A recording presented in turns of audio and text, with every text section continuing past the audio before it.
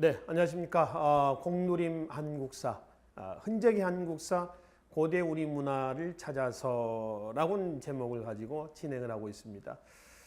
제가 지난 시간에 근세 문화의 일부 내용들을 한번 살펴봤었죠.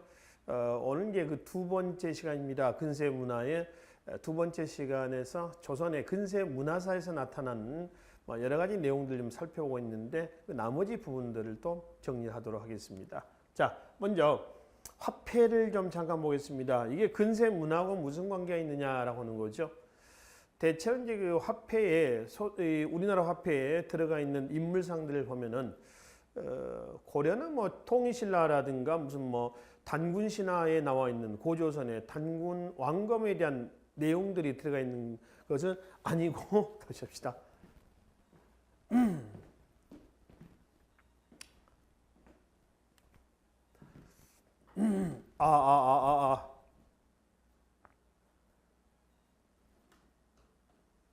네, 안녕하십니까. 공누림 한국사, 흔적의 한국사죠. 흔적의 한국사, 한국 문화사의 내용을 거슬러 올라가 보고 있습니다.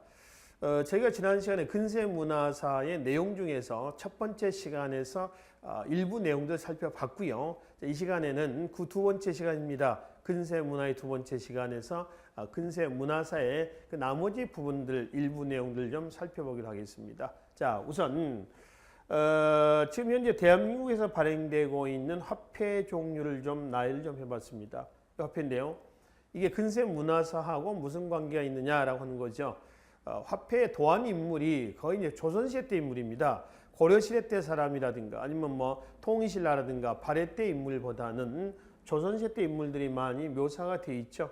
그래서 인물을 보자는 거지 사실 뭐 화폐를 보자라고 하는 그런 의미는 아니었습니다. 그래서 어떤 화폐, 얼마짜리 화폐에 어느 인물이 도안이 되어 있는가라고 하는 것을 살펴보자는 것이죠.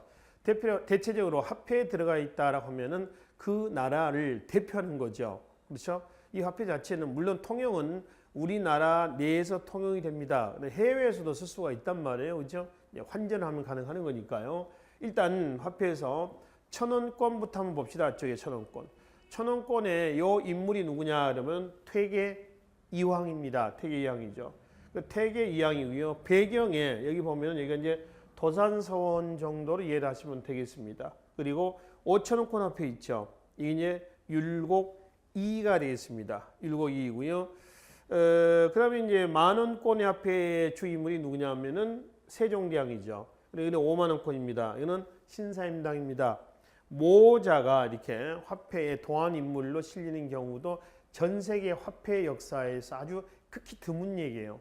근데 우리나라에서 지금은 신사임당과 그다음에 율곡이가 화폐에 5만원권, 5천원권임 도안이 되어 있습니다. 그리고 이 화폐에 지금 보면은 이쪽에 보십시다. 이 천원권의 화폐 보면은 동그란 좀 볼록 도드라진 부분입니다. 점이 하나가 있고요. 그 다음에 5천원권 2개가 있습니다. 그리고 만원권은 3개가 있습니다. 그리고 5만원권에는 점이 5개가 있는 게 아니라 짝대기 쭉쭉쭉 그는 거 있죠. 이게 5개가 되어 있다라고 하는 것이죠. 이건 이제 누구를 위한 배려냐면은 시각장애인들을 위한 배려예요. 그렇죠? 비장애인들은, 그러니까 시각 비장애인들은요, 우리는 눈으로 보는 문화 아닙니까? 근데 시각 장애인들은요, 눈으로 볼 수가 없으니까 촉감으로 느끼는 겁니다. 그래서 이분들한테 화폐를 주면, 지폐를 주면 여기를 만져요. 이렇게 만져서 이거 3개면 이거 만원권이다. 이렇게 이제 인지를 한다는 것이죠. 인지를 하게 되는 것이죠. 그렇게 이제 이해를 하시면 되고요. 시각 장애인들 이걸 우리는 뭐라 하냐면은 점자라고 하죠. 점자입니다. 훈민정음에서 한 말씀드렸죠. 1926년 누구였죠? 일제강점기 때 맹아학교 선생님으로 있었던 박두성이라고 하는 사람이었습니다. 그래서 점자는 훈맹정음이다. 그러니까 훈민정음이 한글이다라고 한다면 훈맹정음은 뭐다? 바로 점자를 얘기한다라고 하는 것이죠. 그리고 화폐에 도안에 되어 있는 부분을 잠깐 보겠습니다. 일단 여기 이제 도산서원이 천원짜리에 이제 천원권에 좀 되어 있고요. 그리고 여기는 율곡 2가 태어났던 오죽헌을 형상화해 놓은 겁니다. 오죽헌. 뒤가 이제 대나무입니다. 오죽에서 까마귀 오자에 대죽자를 쓰고 있습니다. 그러니까 까마귀가 이제 어떻게 색깔이 까맣지 않습니까? 그러니까 까마귀와 같은 색깔의 대나무에서 오죽 이렇게 하고요. 뒤에 헌자가 붙어 있는 것은 어떤 건물이에요. 집 안에 있는 작은 건물들입니다. 무슨 헌 이렇게 이제 붙는 것이죠. 그래서 강원도 강릉에 가면은 오죽헌이 유적지로서 이제 복원이 되어 있습니다. 만운권에는 세종대왕입니다. 밑바탕에 보면 여기 뿌리 깊은 나무는 어찌고 해가지고 이제 훈민정음 편찬 취지 내용이라든가 이런 게 들어가 있고요. 그리고 여기는 이제 1월 5봉도 또는 1월 5악도라고도 얘기를 하는데 1월입니다. 이거 1월이죠. 빨간 게 이제 태양이고요. 하얀 게 달을 얘기합니다. 그리고 5봉, 5개 봉월입니다. 이거는 게 군주, 국왕을 상징하는 그런 개념이죠. 이거는 그 왕이 죽으면은 그 왕에 같이 매장을 하게 되어 있습니다. 다른 왕이 들어서면 또 다른 1월 5악도, 또 1월 5봉도를 그리는 거죠. 또 경복궁 근정전에 가면은 왕이 앉아 있는 바로 뒤편에 이러한 이제 그림, 병풍과 같은 이런 내용이 거기에 들어가 있다라고 하는 것을 확인해 볼 수가 있습니다. 그리고 신사임당 있죠. 신사임당은 초충도, 이분 이제 그 시, 서, 화에 능했다라고 얘기하죠. 그래서 이 초충도의 그림이 내면에 이제 들어가 있습니다. 나머지 것들은 이제 화폐 위조를 막게 한 그런 이제 장치들이 들어가 있죠. 자, 그리고 세종대왕의 얼굴을 본 말이죠. 이 풍채는 거의 육중한 풍채입니다. 몸무게가 거의 100kg 가까운 그런 정도의 어떤 체구를 가지고 있어요. 실제 왕조실록에도 그러한 부분들이 세종의 체구에 대한 부분들이 정확히 몇 킬로인지는 확인할 수는 없습니다만은 많이 먹고 먹을 때는 또 많이 먹고요. 그렇다고 해서 항상 많이 먹는 건 아니고 흉년이라든가 이런 일이 있을 때는 식사량을 반으로 확 줄였다라고 하죠. 이거는 애민 정책이라는 데서 이해하시면 되겠습니다. 자, 그래서 이제 지폐로서 현재 우리나라에서 발행되어 온 화폐는 4종류입니다. 1,000원권, 5,000원권, 그다음에 만원권, 5만원권 이렇게 나와 있죠.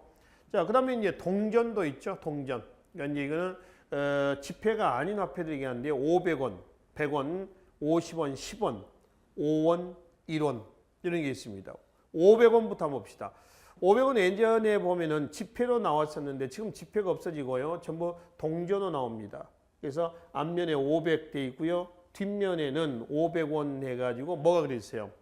학입니다. 학.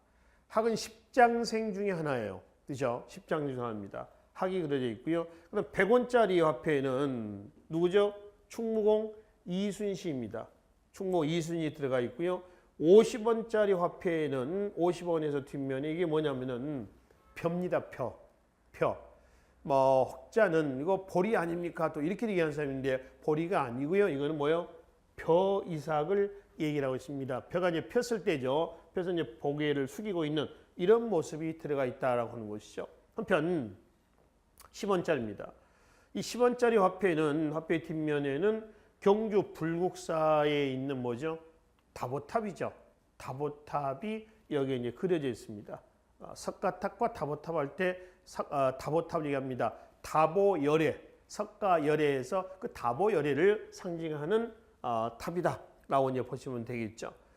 그런데 요즘에 5원짜리, 1원짜리는 거의 발행이 안 되는 걸로 알고 있습니다. 지금은 근데 예전에 이제 발행이 되고 지금도 이게 흘러다니는 돈들이 있어요. 개인적으로 저도 5원짜리, 1원짜리 화폐를 가지고 있습니다. 이건 나중에 화폐 값어치가 좀 올라서 좀 튀면은 어떤 집에 재산에 좀 도움이 될까 해서 가지고 있는 건 아니고요. 어떻게 하다 보니까 쓸 일이 없는 거예요. 그래서 이제 가지고 있는 화폐가 몇 개쯤 좀 있는 것 같습니다. 5원짜리가 있고요. 뒷면에는 거북선입니다. 거북선이 들어가 있어요. 이 거북선이 100원짜리 이순신하고 따로 놀고 있습니다만 하여튼 5원짜리 들어가 있고요. 이 1원입니다. 1원. 1원짜리에는 무궁화, 우리나라 국화죠. 무궁화가 들어가 있습니다. 자, 이렇게 해가지고 현재 대한민국 한국은행에서 발행하고 있는, 그러니까 조폐공사에서 찍어내겠죠. 발행하고 있는 화폐는 지폐 4종류 하고요. 그 다음에 동전에 5원 1원짜리 가시에서 6개의 종류가 현재 발행이 되고 있다라고 이제 보시면 되겠습니다. 자, 그 다음에 우리나라 최초의 한글 소설에서 허균의 홍길동전이 있습니다. 허균의 고향이 강원도 강릉이에요. 경포대 쪽이 되겠습니다. 강원도 강릉에는 유적지가 좀 제법 있죠. 방금 앞에서 말씀드렸었던 오죽헌도 있고요. 오죽헌에서 이제 경포대 쪽으로 가다 보면은 허균의 생가가 있습니다. 이게 이제 순두부도 많이 파는 그런 동네이기도 합니다. 이 동네가. 그래서 우리가 최초의 한글 소설에서 홍길동전이고요. 그럼 우리가 최초의 한문 소설은 뭘 얘기를 해요? 한문 소설 그러면은 바로 자, 한글 소설은 지금 허균의 홍길동전 아닙니까? 그러면 최초의 한문 소설은 뭐냐 이거죠. 지난 시간에 말씀드렸었나요?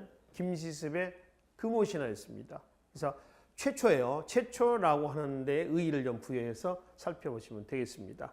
여기는 홍길동전이 되는 거고요. 그 다음에 유네스코 세계 문화유산에 등재가 된 거죠. 문화유산 아니고요. 유네스코 세계 무형유산입니다. 유네스코 문화재는 구분을 하시라고 그랬죠. 문화유산과 기록유산과 무형유산입니다. 물론 제주도 같은 경우는 뭐 만장굴을 포함해 가지고 또는 그 제주도의 일부 지역들을 뭐 만장굴 이제 다른 동굴도 있지 않습니까? 성산 일출봉이라든가 해가지고 자연유산으로 또 이렇게 묶여져 있기도 합니다. 근데 크게 문화유산, 기록유산, 무형유산. 그 중에 판소리는 뭐예요? 무형유산입니다. 최근에 유네스코 세계 문화유산, 그러니까 무형유산에 마지막 등재된 것이 문화유산에 마지막 등재된 게 뭐냐면은 남북한이 공동으로 올려서 등재가 된 게 하나 있습니다. 그게 씨름이에요, 씨름. 씨름이 등재가 됐습니다.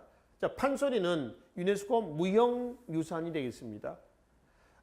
크게 판소리는 창, 안일이, 그 다음에 너름새, 이렇게 이제 구성이 되어 있습니다.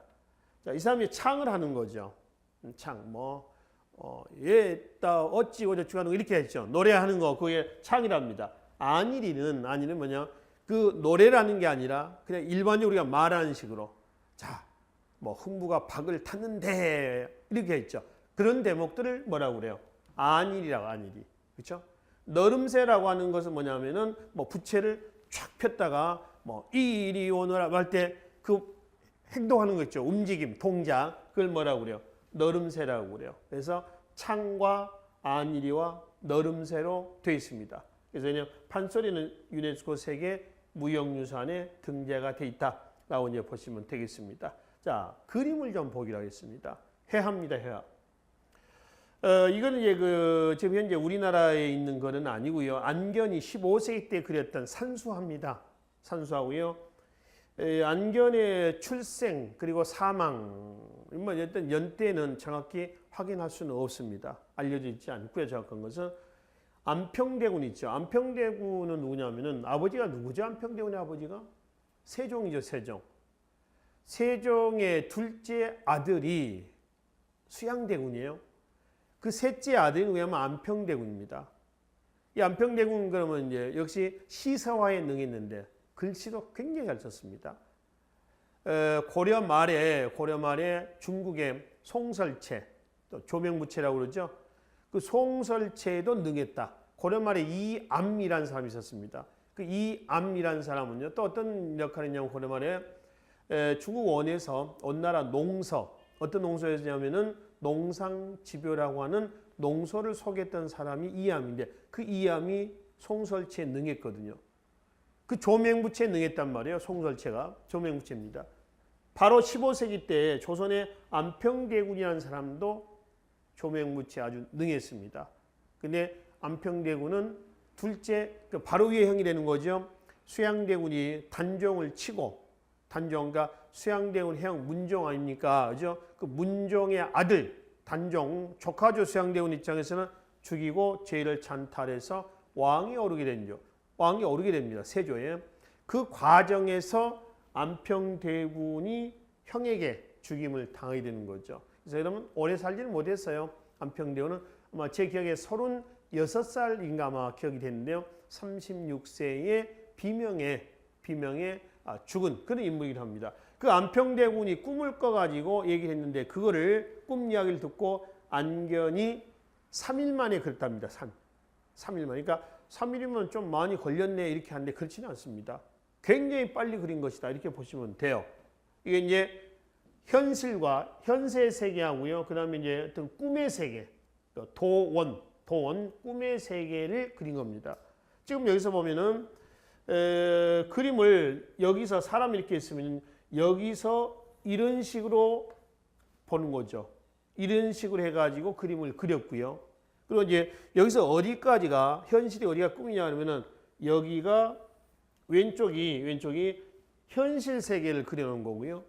그 다음에 요 부분 요쪽이 꿈 그림입니다. 꿈. 도원도였습니다.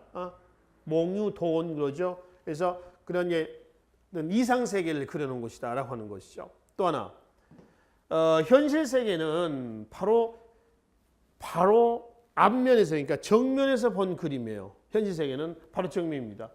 근데 요 오른쪽에 그 꿈의 세계는 말이죠. 얘들 조선 후기 때 가면은 부관법이라고 하는 게 나오는데 이 부관법에 의거해 가지고 그린 그림입니다. 부관법이라고 하는 것은 위에서 이렇게 내려다보는 모습이에요. 그러니까 45도 정도 내려다보면서 그린 그림을 부관법이라고 그래요. 원근법은 달라요. 그러니까 오른쪽에 이 그림은 한 요쯤입니다. 이쯤에서 이렇게 내려다보면서 그린 그림이고 이 왼쪽에 있는 그림은 바로 수평에서 바라보고 있는 정면에서 바라보고 있는 그림이다 라고 얘기를 합니다.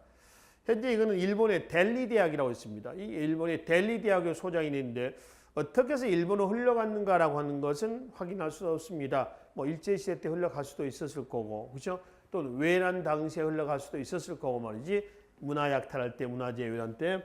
근데 이제 현재는 일본 델리 대학의 소장이 돼 있다라고 하는 거죠. 뒤에서 또 나오겠습니다만은 부관법입니다. 부관법. 부관법에 의해서 그린 대표적인 그림이 정선의 진경산수화에서 인왕제색도라든가 금강전도가 있죠. 바로 뒤에서 봅시다만 그것도 부관법입니다. 그러니까 부관법 원근법하고 혼동하지 마십시오. 원근법은 멀고 가깝고를 그리는 거죠. 어떤 먹을 강하게 쓰냐, 진하게 쓰냐, 아니면 허옇게 쓰냐에 따라서 음양, 원근을 구분하는데요. 부관법이라고 하는 것은 위에서 내려다보는 이런 형태로 그린 것을 부관법이다라고 얘기를 한다는 것이죠. 자, 하여튼 15세기의 대표적인 안견의 전문 화가예요. 안견은 안평대군의 꿈 이야기를 그렸다는 몽유 도원도가 되겠습니다. 자, 이건 이제 15세기 때 강희안이라는 사람이 그렸었던 고사관수도입니다. 노비 출신이라고 그러죠. 고사관수해서 한자를 보시면은 고사, 선비가 높은 곳에서 관수, 높은 곳에서 물을 바라보는 그림이었습니다. 고사관수도라고 그래요. 배경 그림들이 과감하게 생략이 되어 있습니다. 자, 이게 이제 바위고요, 바위. 그죠? 그 다음에 선비가 엎드려져 있죠. 턱을 고이고 이렇게 엎드려져 있는 모습이에요. 바위입니다. 그리고 여기는 물입니다. 그러니까 좀 높은 데서 선비가 물을 바라보고 있는 무념무상의 모습이에요. 그러니까 자세히 보시면은 아무 생각이 없는 것처럼 우리가 소위 얘기하면 요즘에 뭐라 그러죠? 멍 때린다 그러죠? 멍 때린다. 그 멍 때리는 모습으로서 그러는 겁니다. 이게 고사관수도예요. 이게 15세기 때 나온 그림에 해당이 되겠습니다. 자, 그리고 이제 송화볼도가 있습니다. 강희안은 문인화가입니다. 아까 제가 노비 출신이라고 그랬습니까? 잘못 전달했고요. 강희안은 문인화가이지 노비 출신이 아닙니다. 그리고 이상자가 노비 출신이에요. 제가 잘못 말씀을 드렸습니다. 그 이상자의 그림 중에 송화볼도가 있는데요. 조선 전기 때 그린 건데 이게 정확히 누구 때다라고 어떤 특정 짓지는 못합니다. 대체로 조선 전기 15세기나 16세기 때 그린 그림으로 본다는 것이죠. 송화보월이었습니다. 소나무 밑을 보월 걸어가는 겁니다. 달밤에 소나무 밑을 걸어가는 그런 모습인데요. 지금 보시면은 선비의 어떤 그 기상을 그려놨습니다. 이게 바위거든요. 바위. 이게 뭐냐면은 소나무입니다. 소나무는 뭐 대나무, 소나무에서 절개를 상징하지 않습니까? 절개를 해서 송화볼도는 선비에. 근데 이 소나무 자체가 어때요? 아주 파릇파릇한 아주 그 젊은 소나무가 아니라 늙은 소나무입니다. 그러니까 양반, 늙은 선비들의 어떤 그 절개라든가, 그렇죠? 기상이라든가 이런 것들을 표현했다. 바위에 꼽혀 있는 소나무가 바위에서 자라기가 여간 힘든 건 아니거든요. 그러니까 그런 절개를 상징한다라고 이제 보시면 되겠습니다. 이게 이상자의 송화볼도 그림이 되겠습니다. 그다음에 인왕제색도, 인왕산에 대한 그림입니다. 인왕산. 18세기 정선이 그랬다는데요. 부관법이다. 아까 말씀드렸죠. 부관법이라고 하는 것은 위에서 내려다보는 듯한 모습의 그림을 뭐란다? 부관법이라 한다는 거죠. 그러니까 원근법하고 구분하시고요. 정선의 대표적인 인왕제색도는 바로 진경산수화라고 그랬어요. 진경산수화. 진짜로 우리나라 자연 환경을, 자연을 직접 가서 보고 그린 그림, 그래서 뭐라고 그래요? 진경산수화라고 얘기를 한다는 거죠. 실학적인 화풍이라고 그래요. 그러니까 이 진경산수화는 그동안에 중국의 화풍 더하기 우리나라 고유의 화풍 다 짬뽕한 겁니다. 그래서 우리 것화시킨 것이 진경산수화다. 그 대표적인 것이 지금 여기 나와 있는 인왕제색도, 금강산을 그린 금강전도 이런 것들이 나와 있습니다. 이 인왕산입니다. 인왕산. 여긴 말이 허연 부분이 있죠. 이건 물안개입니다. 비가 그쳐서 이제 그 물안개, 계곡에 물안개가 끼지 않습니까? 자욱하게 물안개가 낀 모습이고요. 여기는 누구 집이냐면은 바로 이 정선이라는 사람의 친구 이병언이라는 사람입니다. 이 사람이 73살인가 이렇게 이제 70대 초반에 죽거든요. 뭐 그 당시에 장수한 거죠. 70을 넘겼으니까 그 시기 때 그 사람의 집이에요. 원래 이제 이 정선이 어렸을 때 생활이 굉장히 어려웠다고 그럽니다. 그림을 그릴 수 있는 처지가 못했다고 그래요. 그림 그리려면 붓도 필요하지, 종이도 필요하지, 그렇죠? 또 뭐 물감도 필요할 거 아닙니까? 근데 이제 정선이 그림을 아주 잘 그려서 그의 친구 이병헌이가 뒤에서 좀 도와줬던 모양이에요. 그런 관계를 형성해 가지고요. 나중에 이병헌이가 먼저 죽는데 이병헌이가 이제 병을 앓고 누워 있을 때 빨리 깨어나 주기를 기원하는 마음에서 정선이 그려서 좋다는 겁니다. 그 그림이 인왕제색도가 됩니다. 근데 이병헌은 깨어나지 못하고 바로 죽습니다.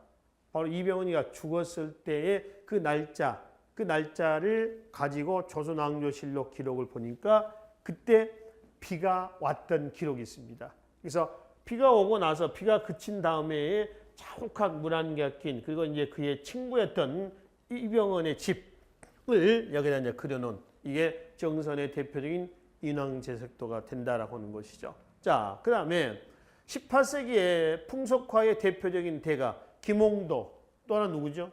뒤에 나와 있습니다. 신윤복입니다. 이 김홍도와 신윤복은 풍속화의 대가인데요. 자, 크게 이런 차이가 있습니다. 단원 김홍도와 해원 신윤복입니다. 이 김홍도는 주로 서민의 애환을 많이 담습니다.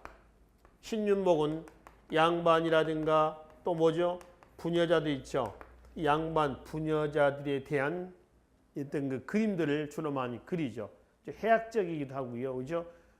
또 남녀 상렬지사와 같은 그런 작품들이 많이 나와요. 김홍도의 그림에는 배경산수가 있어 없어? 없습니다. 그래서 김홍도의 그림의 특징은 간결, 소탈, 이래요. 간결, 소탈이다. 그러니까 예를 들어서 이게 서당도고요. 이게 무동입니다. 춤추는 아이다 해서 무동인데 서당도에서 보면은 배경산수가 없고 그 내용만 있지 않습니까? 그죠? 또 이건 무동도 마찬가지입니다. 북치고 장구치고 춤추는 것만 있지 그 배경 부분은 없죠. 그래서 김홍도의 그림은 대체로 간결소탈이다 이렇게 한단 말이에요. 근데 신윤복의 그림에는 배경산수가 있어요. 봅시다. 뒤에 달도 있고 말이죠. 뭐 담도 있고 나무도 있고 뭐 물도 있고 원도 보이죠. 배경한수가 있다. 그래서 바로 섬세, 세련이다. 이렇게 합니다. 섬세하고 세련됐다. 그래서 같은 풍속화가지만은 김홍도와 신윤복에 대한 그림의 특징이 되었습니다. 이 해원 신윤복 같은 경우는 이 사람이 남자냐 여자냐 이런 데 논란도 있습니다. 근데 남자다 여자다 이게 중요한 건 아니고요. 하여튼 신윤복이라고 하는 개인의 그냥 포커스를 맞춰서 우리가 이해를 좀 하시면 되겠습니다. 여자라고 하는 그런 설은 워낙 여자들에 대한 아주 디테일한 부분들을 잘 묘사하고 있다는 겁니다. 이거는 같은 여자가 아니면은 알 수 없는 그런 내용들이 있다는 얘기죠. 그래서 혹시 여자 아니냐, 뭐 남장 여자 아니냐, 뭐 이렇게도 얘기하는 사람도 있습니다. 근데 성별에 대한 부분은 확실치 않으니까 여기서 뭐 더 이상 왈가왈부할 필요 없습니다. 자, 김홍도의 왼쪽에 있는 사당도입니다. 그런데 얘가 이제 무슨 뭐 글을 읽다가 글을 못 읽어서 뭐 스승님한테 사당의 훈장한테 매점 맞은 것 같죠. 회초리도 보이고 그러니까. 그러니까 이거는 일종의 시험을 봤는데 점수가 안 좋아서 두드려 맞는 겁니다.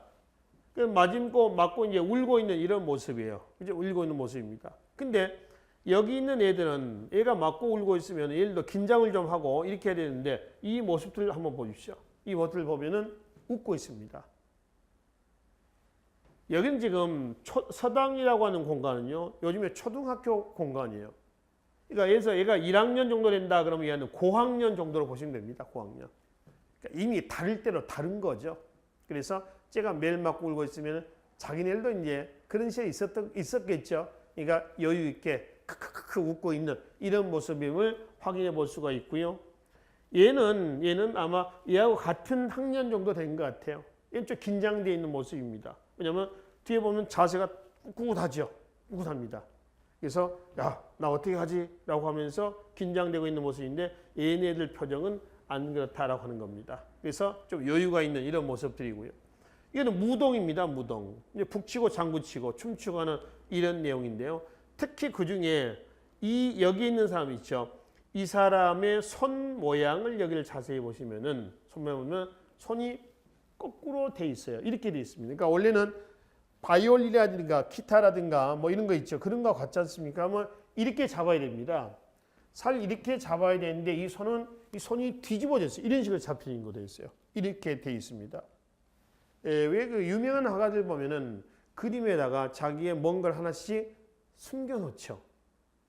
혹시 이것도 아마 화가로서 김홍도가 자기만의 어떤 피표를 여기다가 표시해 놓지 않았을까? 뭐 이렇게 해석을 하기도 합니다. 하여튼 요 부분은 거꾸로 된 부분이야. 손이 어떤 기형아처럼 이렇게 돼 있는 이런 형태로서 왼손인데요. 그려져 있다라고 하는 것을 확인해 볼 수가 있습니다. 이게 서민의 애환을 주로 담았었던 김홍도의 풍속화고요. 그러면 이제 양반과 귀족들의 생활 모습을 담고 있는 신윤복의 풍속화입니다. 지금 이게 화면의 왼쪽이요. 이게 단오 풍정입니다.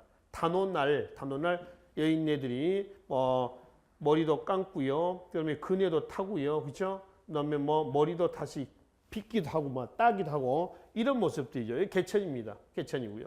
배경산수가 있죠. 그리고 여기에 이거 바위 아닙니까? 바위 뒤에는 이 두 명인데 승려입니다. 아기 승려입니다. 동승이죠. 동승. 얘네들이 지금 둘이서 바위 뒤에서 여인네들 거의 울통 다 벗고 말이죠. 울통 벗고 씻고 머리 감고 하는 모습들을 지금 여기서 뭐라고 했어요? 훔쳐보고 있는 이런 모습이에요. 이런 모습이면 단오 풍정이고요. 단오는 유네스코 세계 무형유산이죠. 강단오제가 지금 등재가 되어 있습니다. 음력 5월 5일입니다. 연맹국가 삼한시대 때 보면은 단오 행사가 있었죠. 이게 바로 5월 수린날입니다. 단오는 뭐 하는 거냐 그러면은 추수감사제가 추석이다라고 한다면 이거는 기풍제입니다. 그러니까 종자를 다 파종하고 모내기가 끝나고요. 풍년을 기원하는 그런 의식을 한 것이 단오다라고 이제 보시면 되겠습니다. 그리고 오른쪽에 있는 이 그림은 신윤복의 월하정인이라고 하는 그림입니다. 월하, 달월자입니다. 달 아래, 달밤에, 달 아래 정인. 정인이라는 얘기는 뭐냐면은 요즘 얘기하면 뭐죠? 애인입니다. 애인.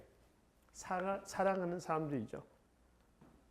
초생딸이 있죠. 이제 초생딸이 보통 새벽녘의 초생딸은 말이죠. 거의 이런 형태거든요. 이런 형태. 거꾸로 이런 초생딸이 나오기는 어렵습니다. 그러니까 이거는 초생딸이 아닌 걸로 봅니다. 이게 일식 있죠. 일식. 개기 일식 때 저런 모양이 나와요. 그래서 조선왕조실록에 신윤복이 살았던 요 시기 때가 이제 정조고시기거든요. 그래서 왕조실록에 그 왕조실록에 정조 때를 중심으로 해가지고 천문관측 기록을 쭉 뽑아보면은 일식이 일어났던 시기 한 번 나옵니다. 그게 뭐 1700 몇 년인데요. 정확한 년대 제가 모르겠습니다만 기억이 안 납니다만 한번 그런 기록이 있어요. 그래서 혹시 그때 작가가 신윤복이가 그때 일식이 있었을 때 그린 거 아니냐 이렇게도 얘기를 한다는 거죠. 물론 그렇다 안 그렇다라고 얘기할 수는 없습니다. 그리고 이제 담이 있고요. 담이 이렇게 있고요. 이건 뭐 주막지나 뭐 되는 것 같기도 합니다. 그리고 선비하고 그 다음에 아니자인데 쓰개치마를 지금 이렇게 쓰고 있잖아요. 쓰개치마 가보격 때 이거 못 쓰게 하죠. 그리고 이제 이 선비가 있는데 이거는 요즘 뭐죠? 등입니다. 등. 깜깜하니까 등이죠. 근데 재밌는 글귀가 앞에 있습니다. 잘 안 보입니다만은 월침침, 야삼경, 양인사, 양인지 해원 있습니다. 뭐냐면은 월, 침, 달, 침침입니다. 침침하다라고 하는 것은 굉장히 좀 어둑어둑하다라고 하는 겁니다. 달이 어둑어둑하다. 그렇죠? 지금 이제 월식으로 인해서 일식으로 인해서 지금 가렸단 말이에요. 달 일부가 좀 어두움컴컴합니다. 그러니까 호롱불을 좀 들고 있는 거죠. 그렇죠? 들고 있는 거죠. 월침침 야삼경이라고 있습니다. 야삼경. 자, 이 밤자죠. 야삼경이죠. 삼경은 11시, 그러니까 지금 23시입니다. 밤 11시에서 새벽 1시입니다. 삼경이죠. 이게 자시예요, 자시. 자축인묘, 진사오미, 신유술에서 2시간 단위로 이제 자축인묘 나가죠. 이게 지금 자시, 11시에서 1시입니다. 조선시대 때 통행금지 시간이 있나요, 없나요? 있죠. 통행금지 시간이 있습니다. 부처님 오신 날이라든가, 그렇죠? 뭐 이런 특별한 날 위에는 통행금지가 밤 10시에서 새벽 몇 시까지? 4시까지 통행금지 시간이 있어요. 그러면 이 시간은 통행금지 시간이에요. 그렇죠? 그래서 어두움 침침한 달밤에 그것도 밤 11시에서 1시에 야삼경에 양인사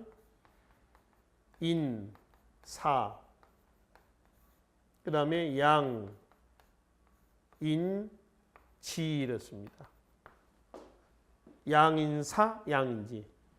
두 사람의 일은 두 사람만이 안다라고 되어 있습니다. 그러니까 뭐냐면은 속은 모르겠다는 거죠. 이 침침한 달밤에 이 사람이 지금 등불을 들고 뭘 막 찾는 듯한 모습이에요. 지금 뭐 아마 이 그림을 이렇게 읽습니다. 어디서 이제 술을 한 잔 했거나 아니면은 어디서 뭘 음식을 먹었거나 할 때 이제 먹고 나와서 이 사람이 이제 선비가 남자가 나 돈 좀 있는데 어디 주방에 가가지고 소주나 한 잔 더 하자. 돈을 막 찾고 있는 이런 모습들. 근데 양반집 교수는 바로 따라가기는 뭐하고 살짝 몸을 돌리고 있잖아요. 그렇죠? 돌리고 있는 모습입니다. 근데 두 사람의 마음은 두 사람만이 안다 그랬거든요. 이미 이 교수도 이 총각이 가자라고 하는데 이미 마음을 두고 승인을 한 겁니다. 허락한 거죠. 그건 어디서 해볼 수 있냐면은 이 사람은 이쪽으로 가려고 하는 게 아니라 이쪽으로 가려고 했습니다. 발 모양을 보면 돼요. 발 모양. 그래서 두 사람의 마음은 두 사람만이 안다. 그래서 양인심사, 양인지, 양인심사, 양인 심자가 빠졌군요. 양인심사, 양인지. 그래서 두 사람의 마음은 두 사람만이 안다. 이렇게 되어 있습니다. 이 동양화는 보는 게 아니라 읽는다 그럽니다. 스토리가 나오거든요. 서양화는 보는 거고요. 감상하는 거고요. 동양화는 보는 게 아니라 읽는다 그래요. 아시겠죠? 읽는다. 그러니까 이렇게 해서 이제 그림에 스토리가 들어가 있다라고 이제 보시면 되겠습니다. 자, 그래서 지금 18세기의 대표적인 풍속화의 김홍도와 신윤복의 그림들을 확인을 해봤습니다. 자, 이건 이제 민화입니다. 민화. 뭘 민화라고 그러죠? 작자 미상의 그림들을 뭐라고 그래요? 민화라고 얘기를 한다는 겁니다. 이건 전문 화가가 그린 게 아니라 어깨 너머로 배운 사람들입니다. 일종의 오리지널 작품이 아니라 이 그림들은 일종의 어떤 가짜죠, 가짜. 이미테이션입니다. 조선후기의 사회 경제적 지위가 향상이 됐던 조선후기 때 일부 서민들이 자기 집 벽에다가 매 어떤 계절이 바뀔 때마다 그 떠돌이 화가들의 그림을 그려서 진품 못 걸고요. 그 그림을 가짜 그림, 이미테이션 하나씩 걸어놓고 나 이런 사람이다 해서 어떤 어깨에 힘 좀 주는, 훅가시 좀 주는, 뭐 가구 좀 잡는, 쉽게 하면은 이러한 그림들이에요. 그런 그림들을 우리 민화라고 그래요. 그러니까 그만큼 민화가 나왔다는 것은 조선후기의 서민의식이 신장이 됐다. 서민의식의 신장을 반영해 준다라고 얘기합니다. 그래서 이거는 제목은 우리가 이렇게 붙입니다. 까치와 호랑이다. 그래서 18세기 때 서민의식의 신장을 보여주는 대표적인 그림이었다라고 이제 보시면 되겠습니다. 그래서 이 시간에 근세문화 두 번째 시간이었습니다. 근세문화 두 번째 시간에는 화폐에 도안된 인물의 특징들, 화폐의 특징하고요. 그리고 조선시대 때 해화했죠. 그림이라든가 뭐 이런 내용들 중심으로 해서 살펴봤습니다. 다음 시간에는 근세문화 마지막 시간입니다. 건축이라든가 공예 있죠. 이런 내용들을 가지고 살펴보기로 하겠습니다. 다음 시간에 뵙겠습니다. 수고하셨습니다.